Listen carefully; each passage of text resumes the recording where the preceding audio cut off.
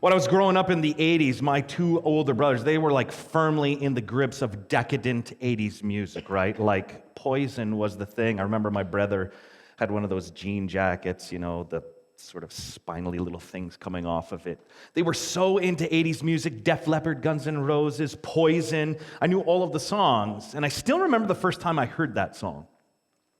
I mean, you have to remember, this song is coming from Poison. This is the band who gave us the glam metal classics Talk Dirty to Me, Unskinny Bop, and of course, the great ballad, Every Rose Has Its Thorn. Just like every cowboy has a sad, sad song, right? And coming from this band, this song always stood out to me. I mean, here was a song that felt, much more real and vulnerable. Bret Michaels, lead singer of Poison, his best friend, security guard James Mano, he died alone. And when that happened, Bret Michaels, apparently as the story goes, he locked himself in his hotel room and wrote the song. And it details not only his death, but his cousin Bob, who was a troubled Vietnam War vet. And I love the song. It moves me because here's this lead singer who's known for singing about sex and cars and just fun, kind of ridiculous stuff.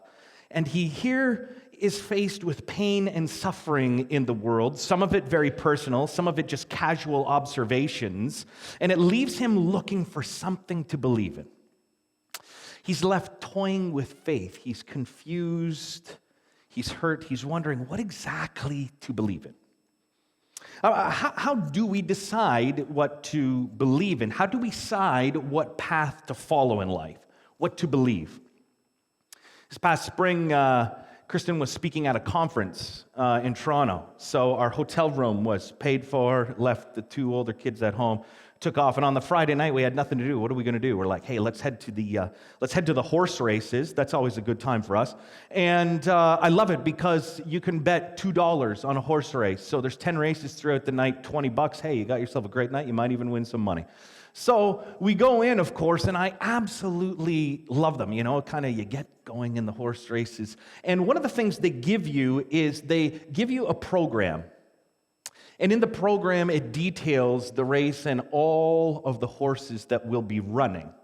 And my wife, of course, just goes with her favorite name.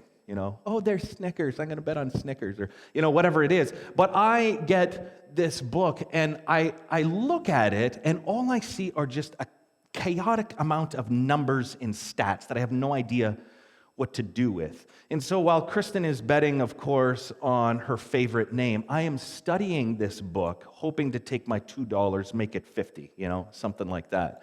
And it drove me nuts throughout the night. One of her teacher friends was there. A $2 bet, she made $70 because she picked, Pink Stallion or whatever it was. They were just betting on names. They were doing well. And I was studying this book, and I kept losing my $2. No matter how much I tried to discern what the stats were telling me, I couldn't win.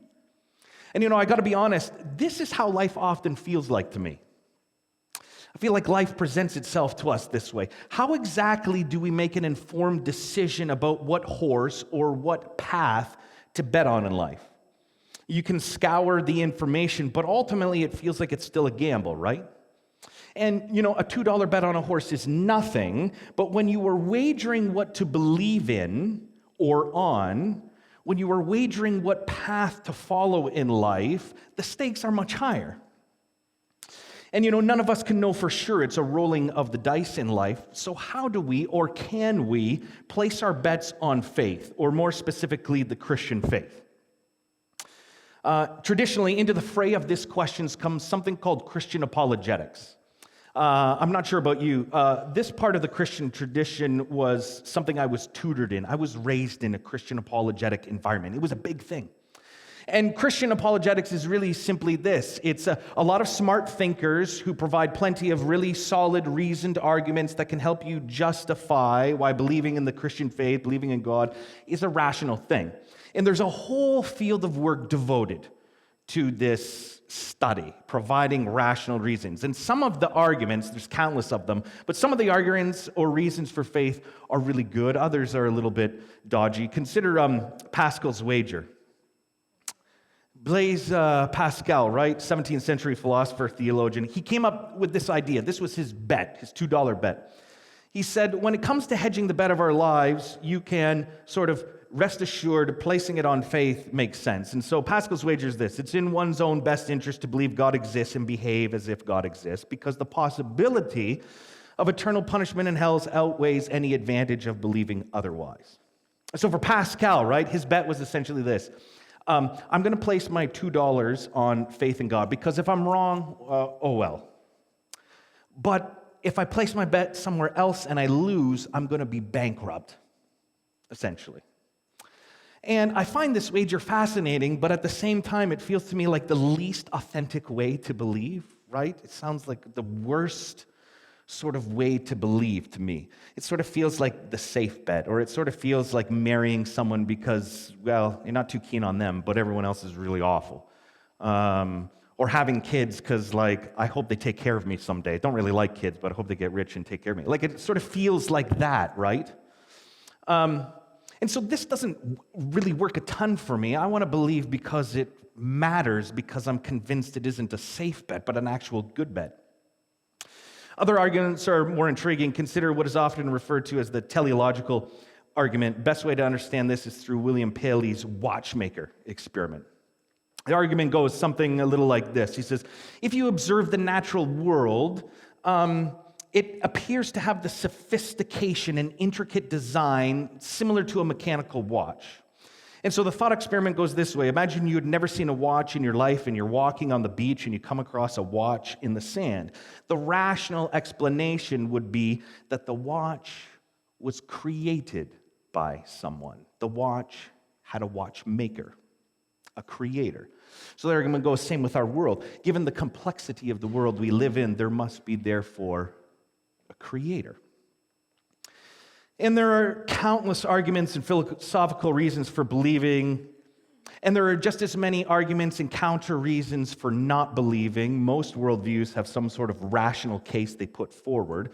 And so we're left kind of at the horse races with our $2 bet, trying to weigh through, okay, where does the data, where does rational thinking take me? We're left there. How do I make an informed choice? And here's the thing for me. The field of apologetics is interesting, but I think we find ourselves in a new era concerning the nature of religious belief. You see, classical apologetics focuses on the content of religious belief. If you want to believe in God, here's some reasons. Vice versa. If you don't want to believe in God, here are some reasons. And classical apologetics then focuses on the content of belief. But we're in a new day because I think the conversation has shifted from the content of religious belief to its function. Consider Charles Darwin. Enter Charles Darwin stage right. Darwin's big discovery wasn't actually evolution per se, it was the tool of evolution, natural selection. Natural selection describes the mechanics, how evolution works, and it describes for us how could a complex thing like the eye come about? What about zebra stripes or a monkey's tail? It sort of helps us realize that as a species, we evolve and develop traits and features and characteristics that help us survive in our environment.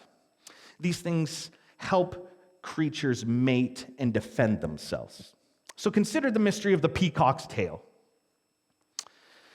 Before Darwin comes along, the purpose and function of the peacock's tail is simple. It's a beautiful thing, so it's evidence of a watchmaker, a creator who loves beautiful things, a display of God's power. But then after Darwin comes along, the peacock's tail turns into a mystery. It's like, what's the meaning of the peacock's tail? Kind of like the double rainbow. What does it mean?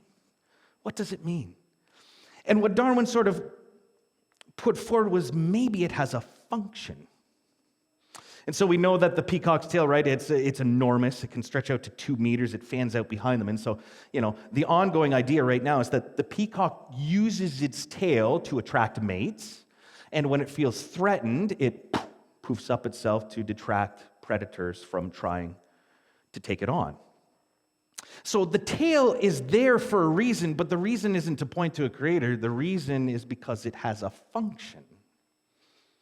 And so for Darwin, everything in the natural world has a function, which has led to this enormous question that has totally changed the way we think about religion and faith.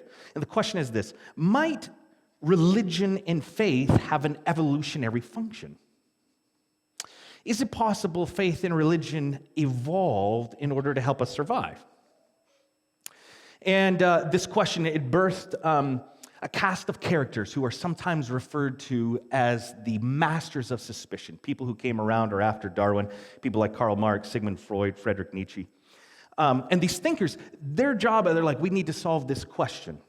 And the question for them was not, is faith true, but what is its function?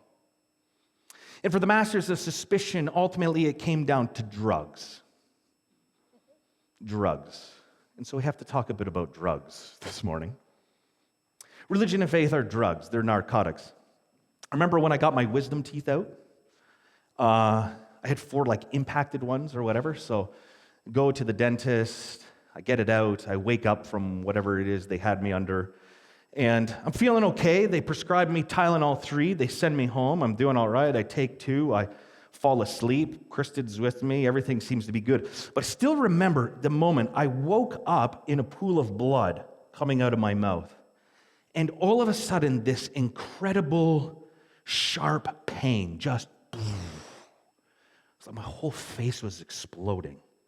I was like, oh, something's wrong. These Tylenol 3, this isn't working at all. And so I got up and I was angry. Like, angry. I was so angry. Chris is like, you okay? Why don't you take more Tylenol 3? But I'm done dealing with candy. It's time for the real stuff. And so I had her drive me back to the dentist. I'm like, are you kidding me with the Tylenol 3? No. Where's the good stuff? They said, all right, here you go. Here's some oxycodone. Thank you. Went home, took 2. Half an hour later, life was great. My pain was completely gone. I was no longer angry, and I was in a state of euphoria. I remember it was late October. Kristen's like, what do you want to do? I said, I'll tell you what I want to do. I want to wrap Christmas presents because Christmas is coming. Christmas, yeah, let's wrap presents. Let's wrap them up. Let's write some notes to people. Kristen had to end up go out while she was away. I penned what we now famously refer to as my Percocet love poem while she was away. I actually got it out. She holds it. I got it out. I was going to read you part of it, but it is ridiculous, so I decided that's a little too embarrassing. I left it home. I scribed for her this beautiful love poem. I was like, oh, I love this. I feel great. Is there any other teeth that need to come out? I'm ready. Let's just... And this is what narcotics do. Ease pain, ease angst, produce euphoria. And for the masters of suspicion, this is religion's function. So Karl Marx, he looks at religion, he sees it as the opium of the people. He looked out, he saw a world of class struggle, and he thought that religion's function was essentially to absorb and dissipate the anger of the lower classes. Religion's function was essentially to drug the lower classes, and while it gave oppressed people a voice, ultimately it pacified their pain, pacified their angst. It created an illusion around reality. For Freud, he took it further. Religion's function was to help us manage our anxiety. For him, religion is an anti-anxiety drug. It helps us cope with the human predicament. In his book, The Future of an Illusion, Freud notes the world is scary, it's chaotic, it's dangerous. Every human life is riddled with personal and intimate forms of grief and suffering and loss and tragedy. He writes this, life is hard to bear, and then he goes on, life in the universe must be robbed of their terrors. And so we evolved religion. He says this, echoing Karl Marx, the effect of religious consolations may be likened to that of a narcotic. Similar, religion, faith, is similar to narcotics. It will ease your pain, it will ease your angst, and it might give you feelings of euphoria. Religion and faith carry the same function as narcotics do, which brings us back to the Poison song. Love that song, Something to Believe in. Here's Bret Michaels from Poison, right? And he's in pain, and he's angry about personal tragedies, about the state of the world, and he's looking for something to believe in. And it's interesting because the classic apologist and the masters of suspicion would give him very different answers if they could have a conversation with him. The classic apologist would say, good, good. You're looking for something to believe in. Here are a bunch of reasons, rational thinking, that will help you justify now believing in something. But the masters of suspicion would say something very different. They would say, you're in pain. You're angry, Brett. And we've evolved a mechanism for dealing with that. It's called faith in religion. Of course you're looking for something to believe in. You might need something to help you survive. So why don't you take a little bit of a hit off that religion, faith thing, but just remember, Brett, it's a drug. It's not reality. And this is the interesting thing to me, is that the masters of suspicion, they don't end there. They don't just say, hey, here's religion, faith, function. They don't end there. They take it further. In their line of thinking, religion, faith is a drug, but it is also a form of cowardice. It's a form of emotional immaturity, you could say. For the masters of suspicion, they saw shunning religion, turning away from religion and faith. That was heroic and noble. Freud sums it up best here. He says, for those who reject religion and faith, they will find themselves in a difficult situation. They will have to admit to themselves the full extent of their helplessness and their significance in the machinery of the universe. They can no longer be the center of creation, no longer the object of tender care on the part of a benevolent providence. They will be in the same position as a child who has left the parental house where he was so warm and comfortable. But surely infantilism is destined to be surmounted. Men cannot remain children forever. They must in the end go out into the hostile life. We may call this education to reality. For Freud and the masters of suspicion, to give up on religion and faith was to grow up, to become educated to reality. We cannot remain children forever. And you know, Freud and the masters of suspicion, they're very much still with us today. The new atheists have essentially just recycled all that the masters of suspicion talked about 100 years ago. And their line of thinking is everywhere to that. And more than that, here's the thing. I actually find their arguments convincing, plausible, and persuasive. They kind of make sense. Perhaps none of this is true. What are we doing here? Are we just smoking a drug? What are we doing? Perhaps this is just wishful thinking. I attended a Christian funeral this week. A friend of mine, Steve Baxter, he was the pastor at Granby Baptist Church. A man who was healthy and in his prime at 57 years old passed away quite suddenly. 57. Tragic. And it was painful because I watched his daughters and his wife give eulogies to him. And it was just heart-wrenching. Heart-wrenching, gut-wrenching as they talked about and wept in front of us their deep, deep pain and loss. There's not a dry eye in the place. Everyone, all of us, were just weeping. It's so sad. And it was kind of a surreal experience for me this Monday because I had all of this stuff in my head. So I'm thinking about giving this talk while I'm at a Christian funeral. So the whole time, all I can see is look through this funeral through the eyes of religious narcotics. And it was a bit disconcerting. I mean, consider some of the, before the funeral, here's some comments I saw on Facebook. Some people left. This is not working, eh? It's frozen. All right, I'll read them to you. One comment was this: he's in God's arm now and will continue to be an angel on your shoulder. Someone else: such sad news, but in all things God works for the good of those who love him. We will never understand in this lifetime, but you will meet him again. Someone responding to why prayers for his healing had not worked, they responded, God did answer our prayer. Now he is fully healed and will never hurt again. Someone else: this absolutely breaks my heart, but we can be encouraged knowing that he is with his Savior and no longer in pain. As I read these comments, I couldn't help but think, wow. I mean, this kind of fits the bill. This kind of stuff sounds exactly like what the masters of suspicion are talking about. And then at the funeral, there were so many beautiful moments, heart-wrenching moments of pain, but at the end, we sang a song, and the tempo kept picking up until finally, at the end of the funeral, the worship leader said, okay, now let's put our hands together. And there we are, clapping our hands. state of euphoria at a tragic funeral. And I, the whole time, I kept thinking, this is what the masters of suspicion are pointing to. And it's not like I'm immune. You remember back in the spring when our neighbor's son, Clark, died. I clung to this. I still do. The only thing that could help me make sense of the tragedy of a 2-year-old dying is the hope that that's not the end of the story.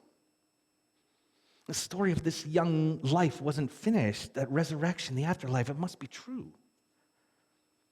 And I will say this, just because faith brings you consolation doesn't mean it's not true, doesn't make it false, but when you look carefully at how faith and religion play out in life, it's suspicious. Very suspicious. Suspicions that need to be taken seriously. And in some ways I realize I'm probably telling nothing new to any of you here. I'm sure many of us have wrestled with the masters of suspicion. The thought, maybe faith is just an illusion. I mean, reflective religious people have always been aware that we might really just be under the influence of religion as a narcotic. But to me, this is why we need a new apologetic. Abraham Joshua Heschel says this: we are in greater need of a proof for the authenticity of faith than a proof for the existence of God. And what Heschel helps us understand is this: today we don't need more arguments for the existence of God. We've got enough of those already. What we need is an indication that religious belief maybe, just maybe, isn't fear-based, childish, naive, and a wishful illusion. We need better thinking around what is it that makes faith authentic. And that's the goal of this series, Religious Narcotics. And originally I was just going to end the sermon here. And I read it to Kristen, and she's like, what are you doing? You can't leave it there. That's weird and depressing. I'm like, well. I'm like, okay. So I said, all right, I'll move on a little bit further. You see, as we move into this series, we're going to consider what does it mean to believe more honestly. And I think the masters of suspicion ultimately, if tipping my hand here, I think they miss something. Something big and something very important. Because my question to them would be this: what if the drug that religion offers doesn't ease your pain? What if it doesn't ease your angst? And what if it doesn't give you feelings of euphoria? What if religion as a narcotic gives you a bad trip? This could be weird, but I'm doing it anyway. So back in 2000, just remembered that was 16 years ago. Back in 2000, I'm backpacking across Europe, and my friend Dan and I, we did this trip across Europe, and our goal, our motto the whole time was we were going to taste everything, see everything, live everything, do it, do it, do it. And so when we got to Amsterdam for the week, it was open season. And I probably don't need to explain the culture of Amsterdam to you, but Dan and I decided to do some shrooms. I'm not sure if that's what the kids call it these days. Some magic mushrooms. And this is how Wikipedia describes magic mushrooms. They're used mainly as a recreational drug whose effects can include euphoria, altered thinking processes, closed and open eye visuals, and an altered sense of time and spiritual experiences. So I thought, this is going to be great. Let's do this. We'll go to the Van Gogh Museum, take in the canals. That sounds like a pretty nice little day. And so we did, except it was the worst day of my life. It was the worst. Let me just tell you what happened. So we were under the influence and taking in the canals, and the water was glimmering. It was beautiful. And this man walked up to me, and he said, hey, could you spare a bit of change? I was like, yes, of course I can. So I pulled my money out of my pocket, and this was before the euro was commonplace. So I had all these, from French currency, Swiss currency. I'm just looking at it, and I'm like, I can't figure out what to give him. I had about $30 in my hand. I'm like, I was confused. And he was just like, grabbed it and ran away. And I was like, what, dude, what are you doing? I couldn't react in time, and so I'm bummed out because I'm backpacking, so that $30 was how much I had for the day. So I'm in real distress, and Dan's like, you know what, let's just go get some French fries. said, yeah, let's get some French fries. So we went to a park bench, and I sat down, and I'm eating French fries.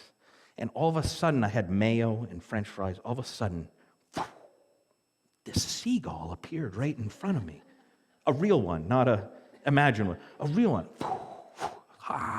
He grabbed my fries, took all of them away, flew away with my fries. Seagull, what are you doing?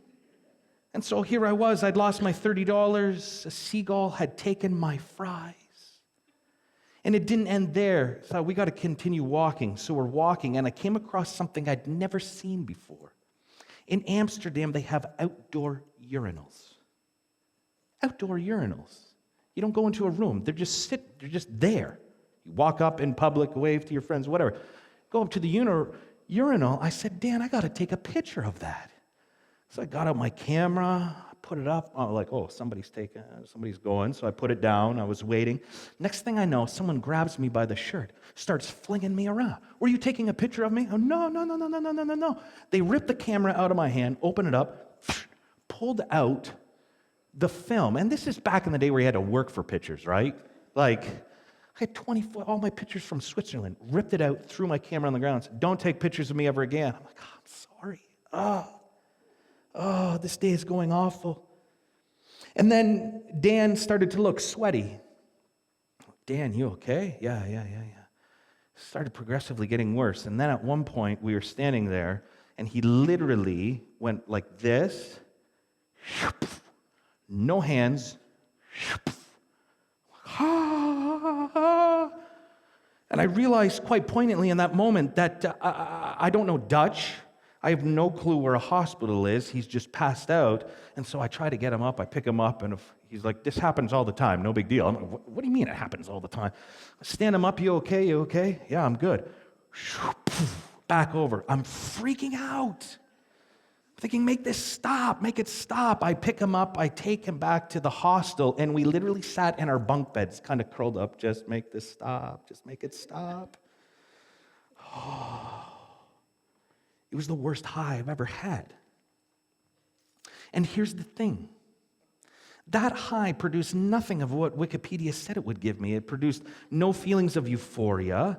I had no spiritual experience. I was just terrified the whole time.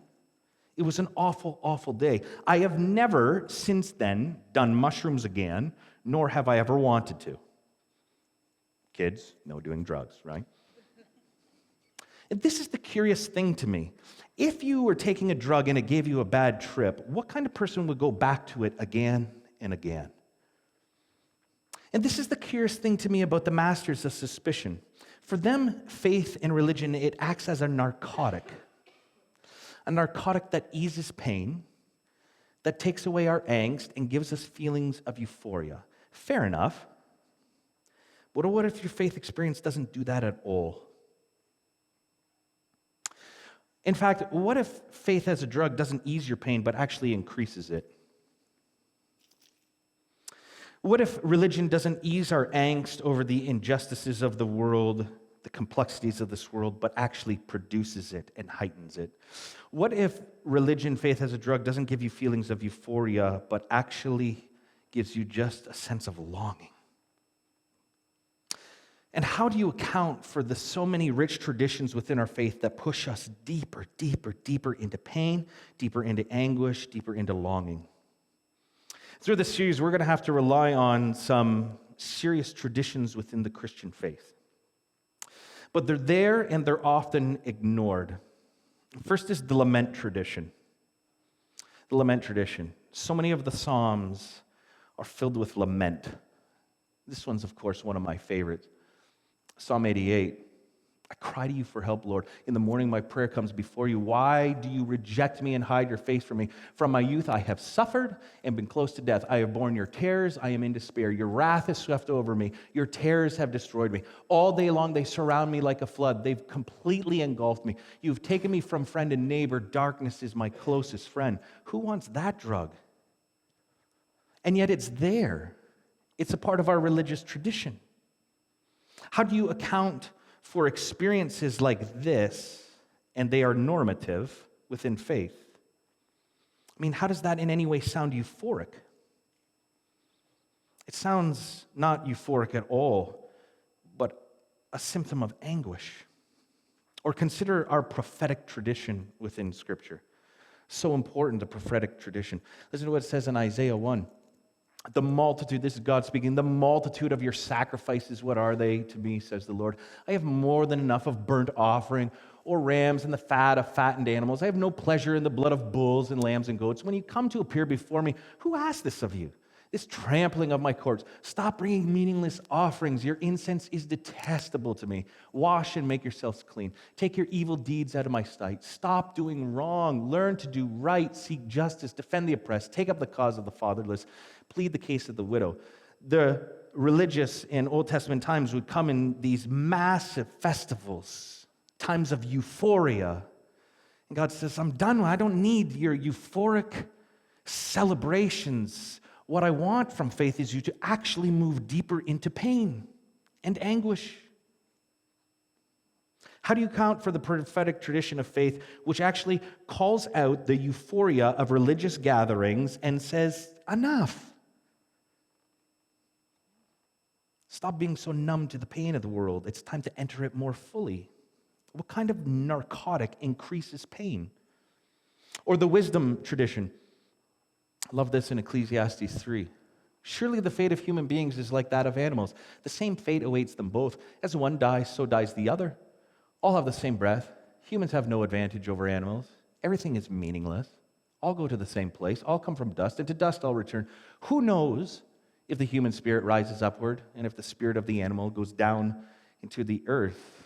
How do you account for our faith's wisdom tradition, which thousands of years before the masters of suspicion came along said, we got to wrestle with this question. There's no guarantees. Who knows? Our wisdom tradition forces us to wrestle with existential questions, and it gives us not euphoria, but a sense of longing, an anguish longing over the frustrating nature of this world. And so here's what I'm thinking. If the Christian faith, if we're going to take it seriously, maybe it actually beats the masters of suspicion to the punch and already prompts us to ask the hard questions about our faith. I mean, the masters of suspicion, their arguments to me, I confess, they're convincing. They're plausible. They're persuasive.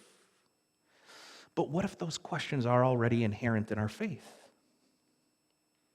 I can't shake what you do, what you make of a faith drug that doesn't exactly produce the effect some say it will.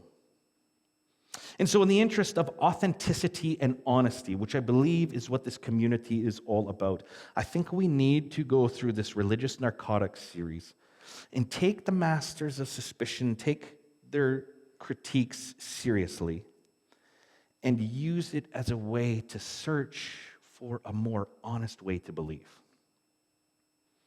So that's where we're headed. So next week, we're actually going to take the masters of suspicion. We're going to ask them to double down on their own bet, increase their wager, because perhaps, in my mind, they didn't go far enough in understanding how prevalent the narcotics of life really are. And so next week, in fact, this whole fall is about, we're going to go through Religious Narcotics series, and we're going to move into the Christian faith. What does it look like? A series on the Christian faith. What does that mean? Sort of my version of Alpha, I think you could say. And that's where we're heading. But this morning, I just wanted to let's take this seriously. Maybe we are deluding ourselves. Maybe it is time to grow up.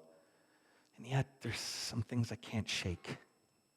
And that's where we're going to move. We're going to move into the lament tradition, prophetic tradition, wisdom tradition as we interact with these ideas. So, what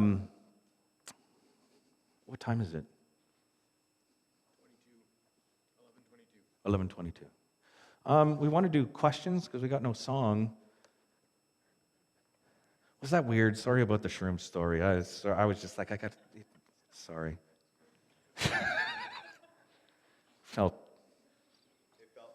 It felt real. Okay. I'm like, I haven't been able to tell those stories because I'm always like, I gotta. Yeah. No? All right. All right, so that's where we're going. I probably won't always be that. Yeah. So why don't I pray, and then we'll go from here. And I hope you have a wonderful, wonderful week. So God, we ask that you would take us deeper into our faith, that we would be willing to look at our faith very honestly, very authentically, allow the voices of suspicion to work in us and prompt us to ask tough questions. And we hope and we're expecting that along the way that we might learn what it means to believe and live more honestly, more authentically. That's our hope, our prayer. I pray that you would, by your Spirit, guide us, take us through this series. I pray this in Jesus' name. Amen. Go in peace.